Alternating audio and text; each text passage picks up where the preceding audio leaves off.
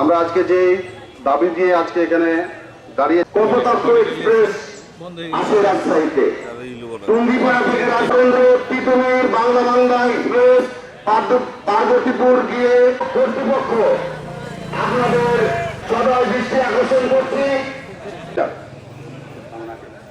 ধন্যবাদ। আসসালামু আলাইকুম। আসলে আজকে আমরা সবাই একত্রিত। বিগত দিনে দেখেছি করোনার সময় আম পচে পচে আমাদের এই জাতীয় চাঁপাইনবাবগঞ্জ যে আমাদের আমের রাজধানী খ্যাত সেটা নওগাঁতে ট্রান্সফার হয়ে গেছে শুধুমাত্র জাতীয় ঐক্যের অভাবের কারণে। এই দেশের নাগরিক নয়, প্রশ্ন থাকলো আমাদের পুরো দেশের জনগণের প্রতি। আমি অন্তর্বর্তীকালীন আমরা সব ধরনের আন্দোলন ট্রেন চাই। এই আন্দোলন চলতে থাকবে যতদিন না এই আন্দোলন সার্থক। নুরুল ইসলাম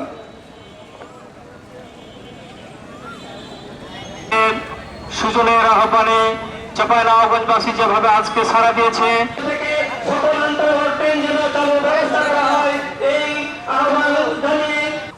এই রেলের ব্যাপারে গত কয়েক বছর থেকে আমি কাজ করার চেষ্টা করেছি, কিন্তু রেল কর্তৃপক্ষ বিভিন্ন ছোটখাটো অজুহাত সৃষ্টি করে। তারা তিনটি আন্তঃনগরিক ট্রেন চালুর ব্যাপারে তিনটি কথা বারবার তুলে ধরে, যেটি বাস্তবায়ন করতে মাত্র 30 কোটি টাকা খরচ হয়। এক নম্বর, রেল চাঁপাইনবাবগঞ্জ পর্যন্ত আসতে গেলে রেলকে ধোয়া মোছা এবং অন্যান্য করার জন্য যে ব্যবস্থা, সেটা চাঁপাইনবাবগঞ্জে নাই। এটি করতে মাত্র 8 থেকে 10 কোটি টাকা খরচ হবে। চাঁপাইনবাবগঞ্জে রেল আন্তঃনগরে আসতে গেলে এখানে বাইপাসের কিছু রেলের লাইন করতে হবে, এটি 10 থেকে 12 কোটি টাকা খরচ হবে।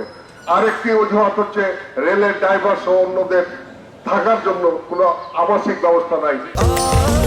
স্বাস্থ্যকর অল টাইম ফ্যামিলি কেক, সব সময় অল টাইম হেলদি লাইফ। এটি 1-2 কোটি টাকা খরচ করলে হবে। সর্বমোট 30 কোটি টাকা খরচ করলে এই চাঁপাইনবাবগঞ্জে আন্তঃনগরী ট্রেন চালুর ব্যাপারে কোনো বাধা সৃষ্টি নাই। পৃথিবীর কোন দেশে এবং বাংলাদেশেও একটি রাজধানী থেকে সেই জেলার শেষ সীমান্ত পর্যন্ত প্রত্যেকটি ট্রেন চলে। শুধুমাত্র এই চাঁপাইনবাবগঞ্জকে আমরা আমাদের এই জেলাবাসীর 8 লক্ষ মানুষকে বঞ্চিত করে রাজশাহী থেকে আন্তঃনগরী ট্রেন চালু করা হচ্ছে। আমি অনুরোধ করব, আমরা দীর্ঘদিন বঞ্চিত ছিলাম। অন্তর্বর্তী সরকার, আপনি বঞ্চিতর কারণে, আজকে বৈষম্যের কারণে আপনি সরকার প্রধান এবং উপদেষ্টা আছেন।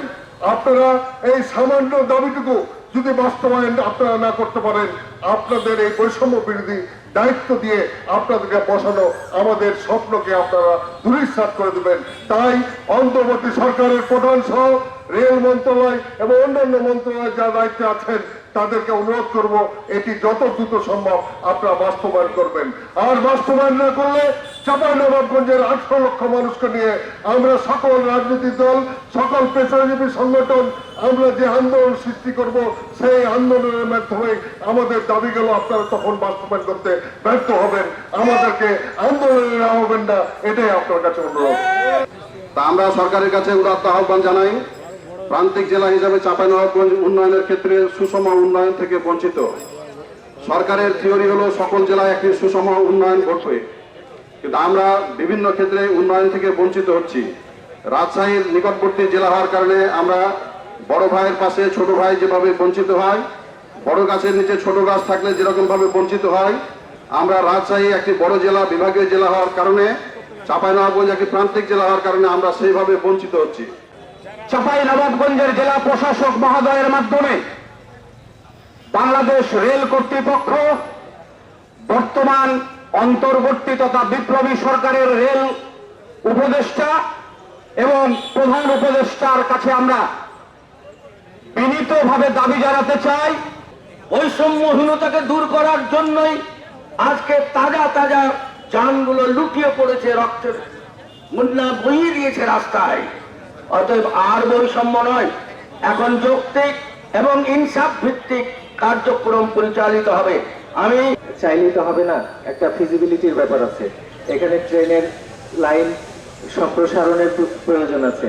এখানে রেল স্টেশন যেটা আছে সেটা এতগুলো ট্রেন আসার জন্য উপযোগী নয়, তার মানে অবকাঠামোর উন্নয়নের প্রয়োজন আছে। আমরা অনুরোধ করতে চাই চাঁপাইনবাবগঞ্জের সর্বস্তরের মানুষ থেকে, আপনি অনতি বিলম্বে আমাদের সেই মনের কথাগুলো, দাবিগুলো অন্তর্বর্তীকালীন সরকারের প্রধান ডক্টর ইউনূস স্যারকে অবহিত করেন। আজকে আমাদের সময় এসেছে আমাদের নিজেদের দাবি, আমাদের নিজেদের এই দাবিকে জনদাবিতে পরিণত করে আমাদের এই দাবি আদায় করতে হবে।